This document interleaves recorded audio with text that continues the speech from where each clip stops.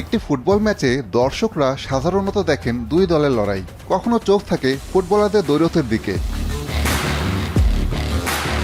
কিন্তু প্রতিটি দৌড়, স্প্রিন্ট আর ট্যাকলের সঙ্গে ফুটবলারদের শরীরের ভেতরেও চলতে থাকে কঠিন এক লড়াই, যেখানে প্রতিটি দৌড়ে খরচ করেন ক্যালোরি, ঘামের সাথে ত্যাগ করেন লবণ ও পানি। বিভিন্ন গবেষণায় দেখা গেছে একজন ফুটবলার 90 মিনিটে গড়ে প্রায় 11 কিলোমিটার করে দৌড়ান।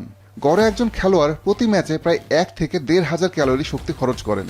তবে এই পরিশ্রম শুধু দৌড়ানোর কারণে নয়, হঠাৎ গতি বাড়ানো, থেমে যাওয়া আর দিক পরিবর্তনের মতো ঘটনায় মোট দৌড়ানোর প্রায় 26% ব্যয় হলেও এতেই খরচ হয় মোট শক্তির প্রায় 42%।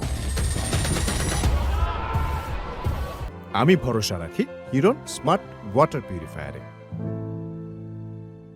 ফুটবল ম্যাচে আরেকটি সাধারণ ঘটনা খেলোয়াড়দের ঘাম।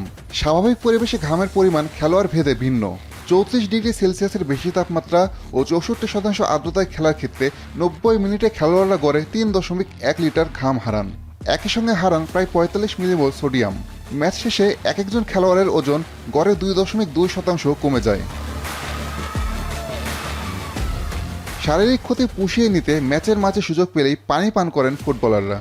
প্রিমিয়ার লিগের সাম্প্রতিক এক গবেষণায় দেখা গেছে খেলোয়াড়রা প্রতি ম্যাচে গড়ে প্রায় 700 মিলিলিটার করে পানি পান করেন।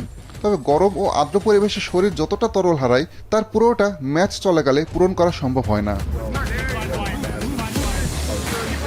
আর তাই ম্যাচ শেষ হলেই শেষ হয় না ফুটবলারের লড়াই। শরীরের হারানো পানি ও ইলেকট্রোলাইট পূরণ করতে নামতে হয় আর এক যুদ্ধে।